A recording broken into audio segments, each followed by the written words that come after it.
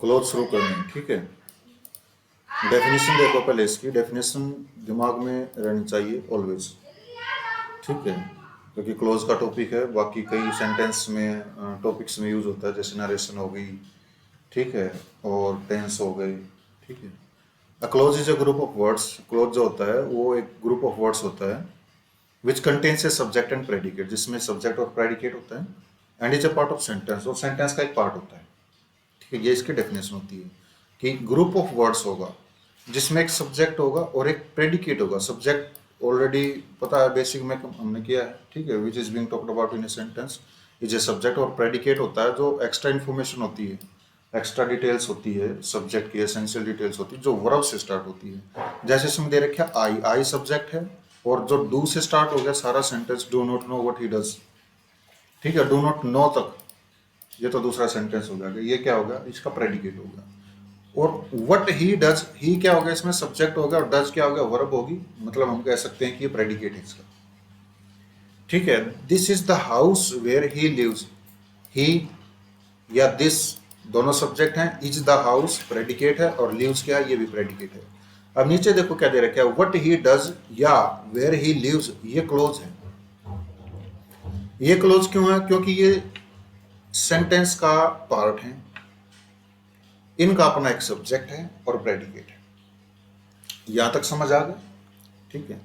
To understand clause in a better way we have to understand analysis of sentence. हमें sentence के analysis को विश्लेषण करना होगा कि सेंटेंस क्या है।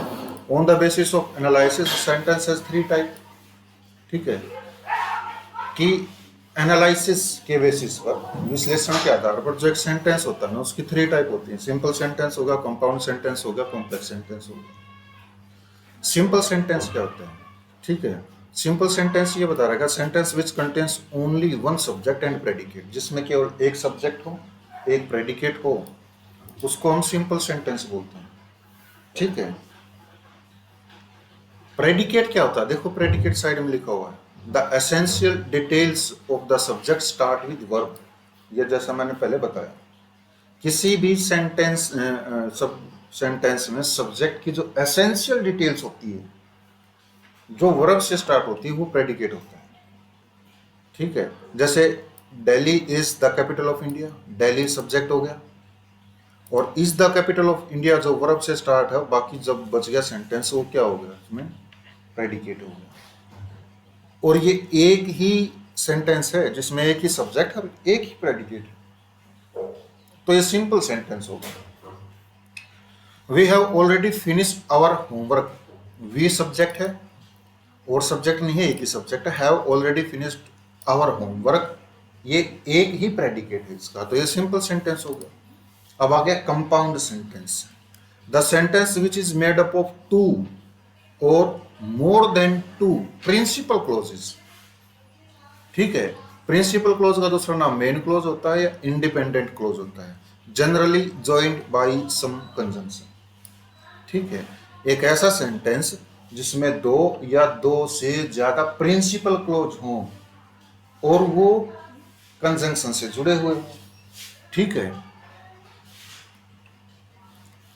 तो ये हो गया कंपाउंड सेंटेंस। जैसे the moon was bright, moon bright था, we could see our way, हम अपना रास्ता देख सकते थे, दो सेंटेंस हो गए, क्योंकि एक सब्जेक्ट और प्रेडिकेट, सब्जेक्ट और प्रेडिकेट हो गया, और ये एंड से जुड़े हुए हैं, ठीक है। एंड से जुड़े हुए हैं तो मीन्स क्या हो गया, कंजंक्शन से जुड़े हुए हैं, और दो से ज्यादा प्रिंसिपल क्लोज है। प्रिंसिपल क्लोज कौन सा क्लोज होता है, वो क्लोज जिसका जो, देखो इसमें आगे बता रखा है, जिसका अपने आप में अर्थ निकले पूरा पूरा, जो अपने अर्थ के लिए किसी दूसरे क्लोज पर डिपेंड नहीं हो, वो क्लोज प्रिंसिपल क्लोज होगा। अब इसमें दो क्लोज आ गए, दोनों प्रिंसिपल क्लोज है। मून वाज ब्राइट, चांद चमकीला था, तो पूरा अर्थ है चांद चमकीला था। We could see our way, हम अपना रास्ता देख सकते थे, इसका भी पूरा पूरा अर्थ है। मतलब we could see our way, ये अपने अर्थ के लिए किसी पर भी डिपेंड नहीं है। द मून वाज ब्राइट, ये भी अपने अर्थ के लिए किसी पर डिपेंड नहीं है। दोनों प्रिंसिपल क्लोज हैं, और प्रिंसिपल क्लोज हैं तो दो सेंटेंस, एक ही सेंटेंस में दो प्रिंसिपल क्लोज आ जाते तो सेंटेंस हमारा कंपाउंड सेंटेंस हो जाता है। अब आ गया complex sentence which you already know, हमने टेंस में बहुत बार कॉम्प्लेक्स सेंटेंस करवाए हैं, जिसमें एक प्रिंसिपल क्लोज होता है, एक सबऑर्डिनेट क्लोज होता है। सबऑर्डिनेट क्लोज ज्यादा हो सकते हैं, प्रिंसिपल क्लोज भी ज्यादा हो सकते हैं। इसमें देखो the sentence which contains a principal clause, जिसमें एक प्रिंसिपल क्लोज होता है, एंड वन और मोर सबऑर्डिनेट क्लोजेस, और एक या एक से ज्यादा सबऑर्डिनेट क्लोज होते हैं, वो कौन सा होगा? Complex sentence. दे रेस्टेड, उन्होंने आराम किया, अपने अर्थ के लिए किसी पर डिपेंड नहीं है। सेंटेंस का पूरा पूरा अर्थ निकल रहा है ना, उन्होंने आराम किया। ठीक है। इवनिंग केम, इवनिंग कब आराम किया उन्होंने? व्हेन इवनिंग केम, जब इवनिंग आई तब आराम किया है। ठीक है। तो ये जो है ना, व्हेन इवनिंग केम, जब इवनिंग आई तब क्या हुआ? आराम किया। मतलब ये अपने अर्थ के लिए डिपेंड है किस पर? दे रेस्टेड पर। तो सबऑर्डिनेट क्लोज जो होता है ना, वो प्रिंसिपल क्लोज के ऊपर अपने अर्थ के लिए डिपेंड रहता है, उसको हम सबऑर्डिनेट क्लोज बोलते हैं। अब इसमें देखो, आई लाइक द बॉयज, मुझे लड़के पसंद है। होमवर्क हार्ड, जो कठिन परिश्रम करते हैं। कौन करते हैं कठिन परिश्रम? ठीक है। होमवर्क हार्ड, जिन जो कठिन परिश्रम करते हैं उनका क्या है? जो कठिन परिश्रम करते हैं उनको पसंद करता हूं मैं। ठीक है। कहने का मतलब ये है कि होमवर्क हार्ड है, इसमें सब्जेक्ट क्या है? हु, कंजंक्शन भी हु है, और प्रेडिकेट क्या हो गया? Work hard. तो सेंटेंस ऐसे उठेगा, हु वर्क हार्ड, यहां से उठेगा सेंटेंस पूरा। ठीक है। तो हु वर्क हार्ड, कौन वर्क हार्ड करते हैं? क्या है वर्क हार्ड करने का मतलब? क्या है? सेंटेंस को क्लियर करो, और सेंटेंस क्लियर तब होगा जब आई लाइक द बॉयज के ऊपर डिपेंड होगा, इसका मीनिंग निकलेगा। जब इन दोनों का मीनिंग निकलेगा तब जाकर के सेंटेंस की सेंस क्लियर होगी। तो ये है क्लोज। अब सेंटेंस का पता चल गया कि सेंटेंस तीन प्रकार के होते हैं, सिंपल, कंपाउंड और कॉम्प्लेक्स सेंटेंस। कॉम्प्लेक्स सेंटेंस इसमें मोस्ट इंपॉर्टेंट है, इसका पूरा ये लगा लो, इसकी सर्जरी होगी यार क्लोज की। टाइप्स ऑफ क्लोज, क्लोज की type. Principal clause, you know principal clause क्या होता है? The clause which stands by itself as complete meaning. अभी तक तो हम क्या करते आए हैं कि जो कंजंक्शन से शुरू नहीं होता, बिना कंजंक्शन के होता, वो प्रिंसिपल क्लोज होता है। वो जनरल सी इंफॉर्मेशन दी ताकि बेस बना रहे। तो अभी प्रिंसिपल क्लोज क्या होता है? इसकी डायरेक्ट और रियल इंफॉर्मेशन ये है कि the clause which stands by itself, वो क्लोज जो अपने आप होता है, खड़ा रहता है, जरूरत नहीं होती किसी की, डिपेंड नहीं रहता किसी पे, फॉर इट्स फुल मीनिंग या एज ए कंप्लीट मीनिंग, अपने पूरे मीनिंग के लिए। ठीक है। विच स्टैंड्स बाय इटसेल्फ का मतलब होता है अपने मीनिंग के लिए अपने ऊपर ही डिपेंड है, किसी पर डिपेंड नहीं है, जिसका अपना पूरा पूरा अर्थ होता है, वो प्रिंसिपल क्लोज होता है। ठीक है। अभी इसमें देखो, I can not work while you are talking, मैं काम नहीं कर सकता, अभी सेंटेंस में पूरा है। ठीक है। अब जैसे मैं सेंटेंस बोल दूं, एक क्वेश्चन पूछता हूं, अपने गांव में लड़के लड़की बूढ़े और जो लेडीज हैं, इनकी टोटल संख्या कितनी है? आंसर बताना क्या होगा? आंसर होगा आई डू नॉट नो, मुझे नहीं पता। तो जो आई डू नॉट नो है, क्या इस सेंटेंस को ऐसे बोलोगे, मुझे नहीं पता गांव में लड़के लड़की बूढ़े और औरतों की संख्या कितनी है? या सेंटेंस को इतना ही बोल के काम चलाओगे, I do not know? I do not know मतलब आई डू नॉट नो जो वर्ड है ना, ये प्रिंसिपल क्लोज है, क्योंकि अपने अर्थ के लिए डिपेंड नहीं। तो सेम ऐसे I can not work while you are talking, मैं काम नहीं कर सकता। ठीक है। चुप हो जाओ, चुप हो जाओ, रुके मर मर कर चुप हो जाओ, बच्चे ने क्यों है? क्यों? क्योंकि मैं काम नहीं कर सकता। ठीक है। तो I can not work without conjunction start है, I can not work, I subject है, कैन नॉट वर्क का प्रेडिकेट हो गया, तो ये प्रिंसिपल क्लोज हो गया। और ये जो कंजंक्शन से शुरू है, ये कौन सा सबऑर्डिनेट क्लोज है? ठीक है। I can not work does not depend on while you are talking for its full meaning, so it is principal clause. समझ आ गया? जो आई कैन नॉट वर्क है अपने अर्थ के लिए, ये व्हाइल यू आर टॉकिंग पर डिपेंड नहीं है, तो ये प्रिंसिपल क्लोज है। I do not know what he does, मैं नहीं जानता वह क्या करता, तो आई डू नॉट नो जो है ये प्रिंसिपल क्लोज है। क्यों? क्योंकि अपने अर्थ के लिए ये भी डिपेंड नहीं है। कोऑर्डिनेट क्लोज, प्रिंसिपल क्लोज समझ में आ गया? क्या प्रिंसिपल क्लोज? जो अपने अर्थ के लिए किसी पर डिपेंड ना हो। ठीक है। डिपेंड ना हो तो मतलब क्या हो गया? इंडिपेंडेंट हो गया। तो प्रिंसिपल क्लोज का दूसरा नाम इंडिपेंडेंट क्लोज भी होता है, और ये सेंटेंस में मैन होता है, इसलिए इसको हम मैन क्लोज भी बोलते हैं। ठीक है। अब दूसरा आ गया कोऑर्डिनेट क्लोज की। कोऑर्डिनेट क्लोज क्या होता है? द क्लोज, वो clause which has equal status, जिसकी एक इक्वल स्टेटस होती है with a principal clause, principal clause की इक्वल स्टेटस होती है। ठीक है। Generally joined by some conjunction, जो प्राय कंजंक्शन से जुड़ा होता है। मतलब कोऑर्डिनेट क्लोज कंपाउंड सेंटेंस वाले, जो कंपाउंड सेंटेंस का निर्माण करते हैं, कोऑर्डिनेट क्लोज होते हैं। प्रिंसिपल क्लोज के इक्वल स्टेटस का मतलब प्रिंसिपल क्लोज तो अपने अर्थ के लिए किसी पे डिपेंड ही नहीं रहता, मतलब ये भी नहीं रहता। कोऑर्डिनेट क्लोज जो होता है वो भी अपने अर्थ के लिए डिपेंड नहीं रहेगा। इसमें दो सेंटेंस मिलेंगे कंजंक्शन से जुड़े होंगे, लेकिन दोनों सेंटेंस इंडिपेंडेंट क्लोज होंगे, स्वतंत्र होंगे, अपने अर्थ के लिए किसी पे डिपेंड नहीं होंगे। तो अब इसमें देखो सी वर्कड हार्ड, उसने कठिन परिश्रम किया, और दूसरा सेंटेंस है सी फेल्ड, वो फेल होगी। ठीक है, दोनों अपने अर्थ के लिए डिपेंड नहीं है, और ये किससे जुड़े हुए हैं, बट कंजंक्शन से जुड़े हुए हैं। ठीक है, आई एम इल, मैं बीमार हूं, ठीक, अपने अर्थ के लिए डिपेंड है, किसी पर नहीं। I can not go to school today, मैं आज स्कूल नहीं जा सकता, इसका भी पूरा पूरा अर्थ है। और सो कंजंक्शन हो गया, कंजंक्शन से जुड़े हुए हैं, तो दो इंडिपेंडेंट क्लोज है, कंजंक्शन से जुड़े हुए हैं, तो कौन सा, कोऑर्डिनेट क्लोज हो गया। She worked hard, she failed, I am ill, I can not go to school are independent principal clause, या तो इंडिपेंडेंट क्लोज है, प्रिंसिपल क्लोज है, बात होगी। Note another distinction, another distinction का मतलब दूसरी भी पहचान है इसकी, कोऑर्डिनेट क्लोज की। कौन सी क्लोज पहचान इसकी, coordinate clauses are introduced by coordinate conjunctions such as fan boys.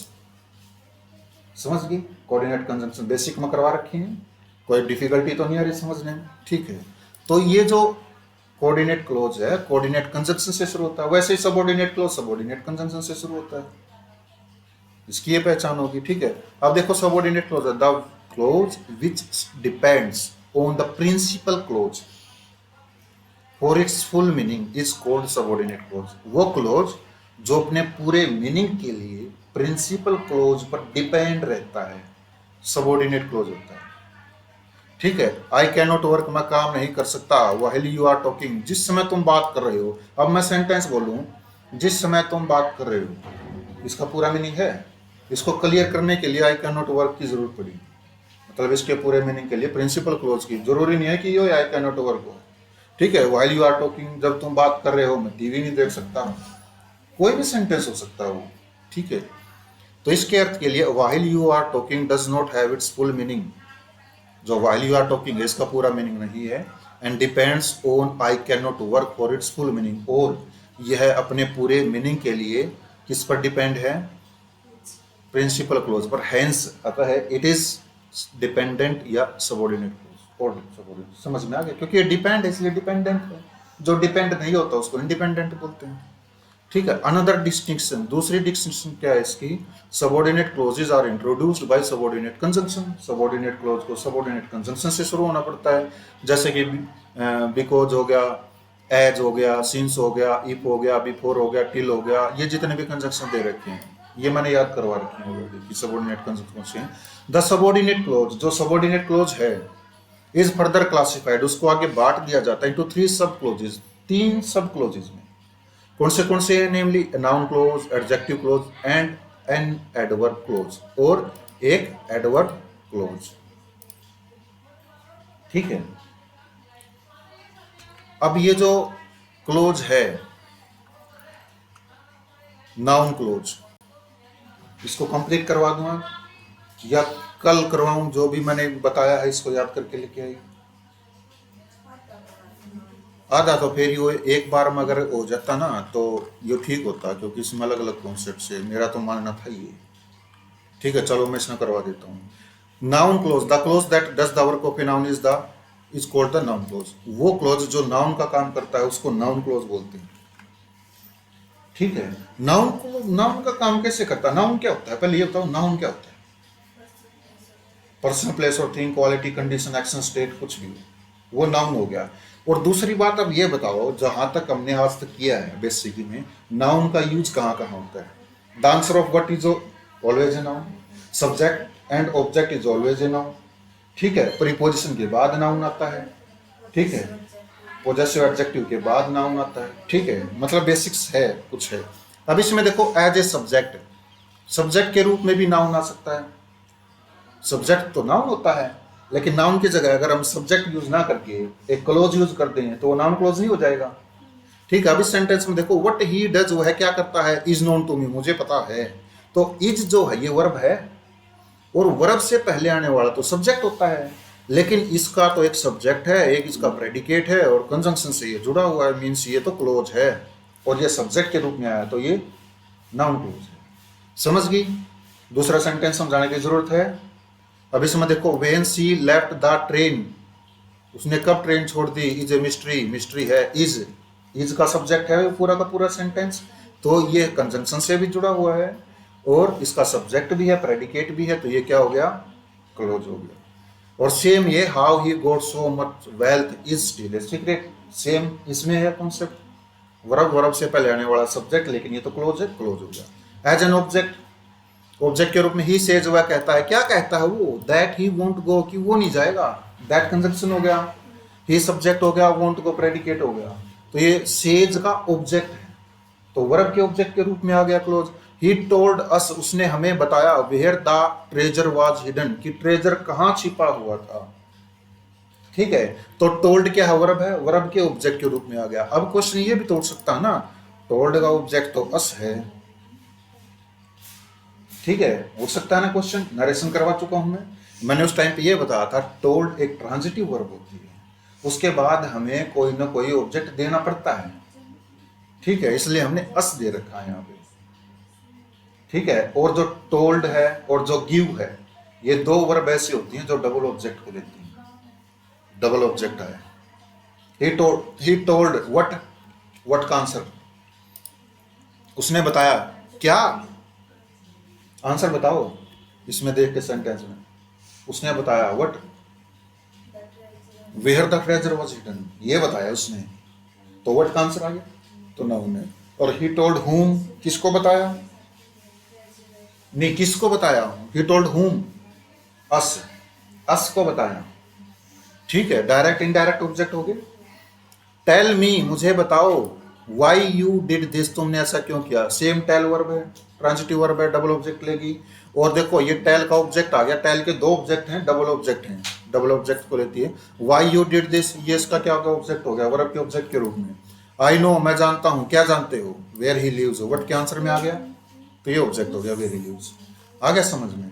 अब इसमें देखो point number 3, object of a preposition, पता हो प्रीपोजिशन के बाद नाउन प्रोनाउन आता है, और ये नाउन आएगा और नाउन नहीं आएगा, ये क्लोज आएगा, ठीक है। पे केयरफुल अटेंशन टू क्या प्रीपोजिशन है, ठीक है, अटेंशन टू के बाद आ गया, देखो क्लोज, प्रीपोजिशन के रूप में आ गया, प्रीपोजिशन का ऑब्जेक्ट हो गया, तो ये क्या होगा, प्रीपोजिशन के बाद तो नाउन आता है, ठीक है, या प्रोनाउन आता है, तो ये नाउन नहीं है, ये क्लोज हो गया, क्योंकि व्हाट कंजंक्शन हो गया, सब्जेक्ट हो गया, predicate. There is no meaning in क्या प्रीपोजिशन है, प्रीपोजिशन के बाद देखो व्हाट यू से क्लोज आ गया, नाउन क्लोज हो गया। My success depends on preposition है, ऑन के बाद देखो क्लोज आ गया, तो नाउन क्लोज हो गया, क्योंकि नाउन की जगह आया ये। Object of an infinitive, infinitive का जो ऑब्जेक्ट होता है ना, ठीक है, ऑब्जेक्ट ही हो गया, वो नाम ही ऑब्जेक्ट हो गया, ऑब्जेक्ट हो गया, तो वैसे ही ये नाउन हो जाएगा। आई वांट टू नो, मैं जानना चाहता हूँ, what do you want to know, what के आंसर में आएगा क्या, why you stole my books, तुमने मेरी किताबें क्यों चुराई, आई वांट टू नो, समझ गए। सेम इसमें लगा, ही आस्क्ड मी टू से, उसने मुझसे कहा टू से कहने के लिए, व्हाट क्या कहने के लिए कहा, व्हाट के आंसर में आएगा व्हाट आई वांटेड, जो मैं चाहता हूँ, ठीक है। I am glad to know, मैं जान करके खुश हूँ, टू नो इन्फिनिटिव है, ठीक है, तो टू नो व्हाट, क्या जान करके खुश हो, दैट यू हैव पास्ट, ठीक है। ऑब्जेक्ट ऑफ ए जिरन, जिरन का एक ऑब्जेक्ट हो, ठीक है। She is in the habit of abusing, abusing क्या है, देखो ओप है, ओप के बाद प्रीपोजिशन होगी, प्रीपोजिशन के बाद जिरंड यूज करते हैं, ये जिरंड हो गया, और जिरंड का ऑब्जेक्ट अगर आए, ठीक है, तो ये क्या हो गया, ये क्लोज हो गया, ठीक है। आई फाउंड हिम रिवाइजिंग, मैंने उसको रिवाइजिंग करते हुए पाया, कि what revising, what he had written, जो उसने लिखा हुआ था, ठीक है। गांधी जी कंटिन्यूड प्रीचिंग करना शुरू किया गांधी जी ने, ठीक है। What he believed to be true, क्या प्रीचिंग करना शुरू किया, what he believe to be true, जो उसने सच माना, वो ऑब्जेक्ट ऑफ ए प्रीपोजिशन। ये पार्टिसिपल क्या होता है, पार्टिसिपल भी बिफोर होता है।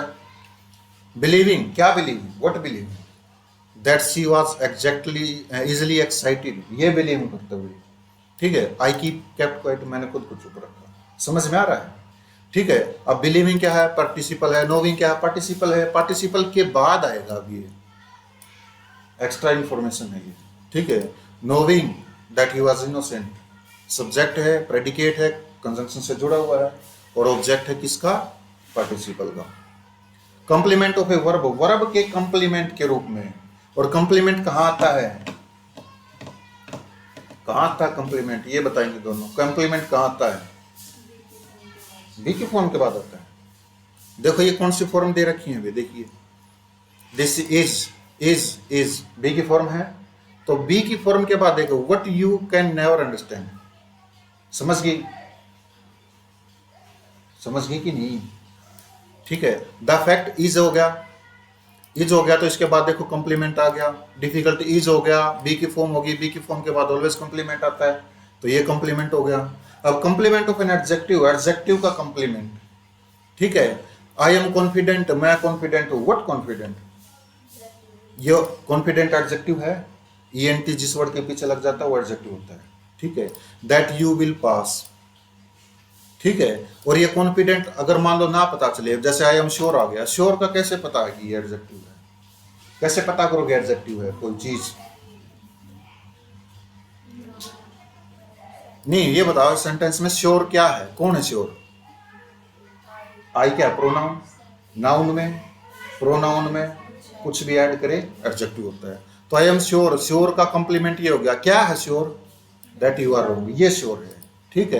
कॉन्फिडेंट क्या है, that you will pass. Sure, sure क्या नहीं है, हुज मिस्टेक इज वर्ड, ठीक है। तो ये होगा सेंटेंस, सब्जेक्ट है, प्रेडिकेट है, कंजंक्शन से जुड़ा। In apposition to a noun, apposition to a noun, मैंने बताया था कई बार कि case in apposition, case in apposition, case in apposition कोई चीज होती है, किसी भी नाउन में कोमा लगा करके उसकी जो एक्स्ट्रा डिटेल दी जाती है ना, केस इन अपोजिशन होता है। तो अपोजिशन पे प्रोनाउन, नाउन, नाउन के अपोजिशन में जब नाउन की एक्स्ट्रा डिटेल दी जाए, जैसे कि द रिपोर्ट, रिपोर्ट नाउन हो गया, तो नाउन की एक्स्ट्रा डिटेल क्या है, report, that he was ill, ये रिपोर्ट है, कौन सी, दैट ही वाज इल, ये रिपोर्ट है।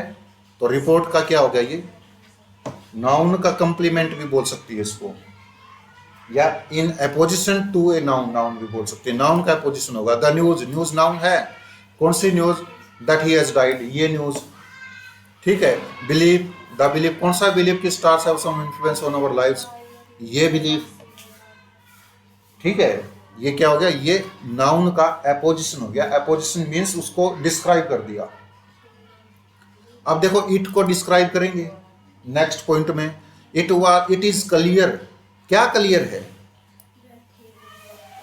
तो इट ये क्लियर है। अगर सेंटेंस को अच्छे ध्यान से पढ़ेगी ना, तो ये जो सेंटेंस लिख रखा ना, जो क्लोज लिख रखा है, ये इट में है, इट में छुप गया ये, ठीक है। मतलब he will not come is clear, समझ गई, that he will not come is clear. अगर इसी सेंटेंस को मैं सब्जेक्ट बना दूं इज का, तो ये कौन सी टाइप हो जाएगी, subject of a verb. Sentence ऐसे बनेगा, that he will not come is clear, ठीक है, समझ गई, ठीक है। तो इट इज क्लियर ये है, इट के उसमें अपोजिशन में है।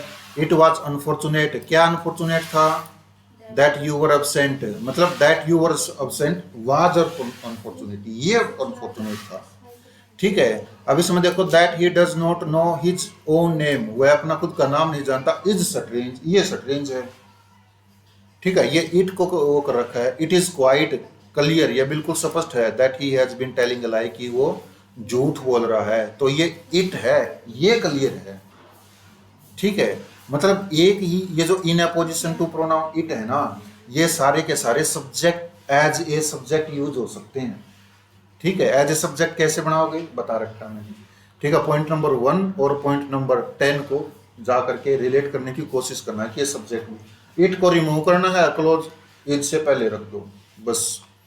सम वर्ब, कुछ वर्ब है, ये याद करनी होगी। Believe, think, seem, hope, know, expect, hear, see, explain, discover, notice and guess are all followed by a noun clause beginning with that, वो दैट से शुरू होना चाहिए क्लोज, ठीक है। और दूसरे क्लोज से नहीं, दैट से शुरू होना चाहिए और उनके बाद क्लोज आता है।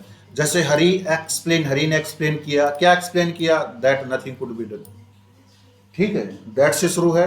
I suggested that we should leave early, suggested verb आ गई तो दैट क्लोज लगेगा। आई होप, होप वर्ब आ गई तो दैट क्लोज लगेगा। That clause means noun clause बोलते हैं इसको, ठीक है। और शायद ये क्या हो गया, लास्ट पॉइंट हो गया सम अदर वर्ब्स, कुछ दूसरी वर्ब होती हैं जैसे इन्फॉर्म है, वार्न है, रिमाइंड है, सेटिस्फाई है, एटसेट्रा आर ट्रांजिटिव वर्ब। ये सारी ट्रांजिटिव वर्ब्स होती हैं दैट टेक ए नाउन और प्रोनाउन, जो नाउन और प्रोनाउन लेती हैं बिफोर एडिंग ए नाउन क्लोज।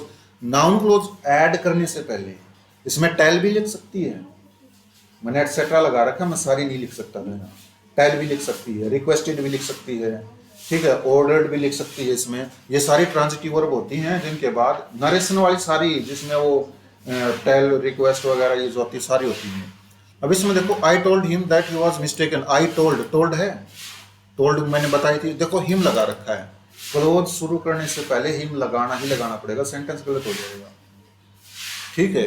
ये छोटे छोटी क्लास के बच्चे, 10वीं क्लास के, 9वीं क्लास के बच्चे जब क्वेश्चन आंसर लिखते हैं ना, वो गोलदारे लगा दे करो, यो गलत है, यो गलत है, उनको जो सर लिख तो रखे, उनका मतलब ये है कि ऐसे ऐसे वर्ड मीनिंग लिख दो जिससे हिंदी बन जाए बस, ठीक है, और वो गलत होते हैं। देखो सेटिस्फाइड आ गया, सेटिस्फाइड के बाद माई सेल्फ प्रोनाउन लिख रखा है, उसके बाद दैट क्लोज है। रिमाइंड के बाद देखो हिम लिख रखा है, उसके बाद क्लोज लगा रखा है। अब देखो नोट, नोट है, किसी सेंटेंस को कंबाइन करना हो, दो सेंटेंस मिलेंगे, कई बार एग्जाम में क्या होता है दो दो सेंटेंस होते हैं, उनको कंबाइन करना होता है, तो किसी सेंटेंस में समथिंग दे रखा हो ना, उसको हटा करके उसकी जगह व्हाट लगाया जाता है। व्हाट क्या, व्हाट कंजंक्शन का यूज किया जाता है, तो समथिंग आए तो व्हाट कंजंक्शन से जोड़ोगे सेंटेंस को, ठीक है। सम वेयर आए तो वेयर से जोड़ोगे, सम हाउ आए तो हाउ को, रीजन आए तो द रीजन आए तो वाई, समवन आए तो हु, ठीक है। देखो someone has stolen your watch, किसी ने तुम्हारी घड़ी चुरा ली, आई नो ही, मैं उसको जानता हूं, ठीक है। तो समवन आया है तो इसको हम क्या करेंगे, सेंटेंस किसी भी टाइप से बना दो, ये जरूरी नहीं है कि ऑब्जेक्ट ऑफ प्रीपोजिशन बनाओ, ऑब्जेक्ट ऑफ वर्ब बताओ, सब्जेक्ट में। देखो इसमें सेंटेंस में मैं अगर बताऊं कि ये जो हिम है, क्या ये वही है जिसने घड़ी चुराई है, सेंटेंस को आ गया समझ में, तो इस हिम का ही हु ना कर दूं, आई नो मैं जानता हूं, हु समवन हटा करके हु बना दिया, बाकी सेंटेंस में कॉलम लिख दिया, ठीक है। I know who has stolen your watch, देखो ही लिव्स समवेयर, वह कहीं रहता है, do you know the place, क्या तुम प्लेस को जानते हो, ठीक है। अब इसमें देखो समवेयर इस सेंटेंस में आया है, मतलब ये क्या होगा, ये सबऑर्डिनेट क्लोज होगा समवेयर वाला, क्योंकि इसी में हमने वेयर को ऐड करना है। जब main clause, principal clause interrogative sentence है तो पूरा सेंटेंस इंटेरोगेटिव बनेगा, लिख लो इसको। यदि प्रिंसिपल क्लास इंटेरोगेटिव है और सबऑर्डिनेट क्लोज इंटेरोगेटिव नहीं है तो पूरा सेंटेंस इंटेरोगेटिव होगा।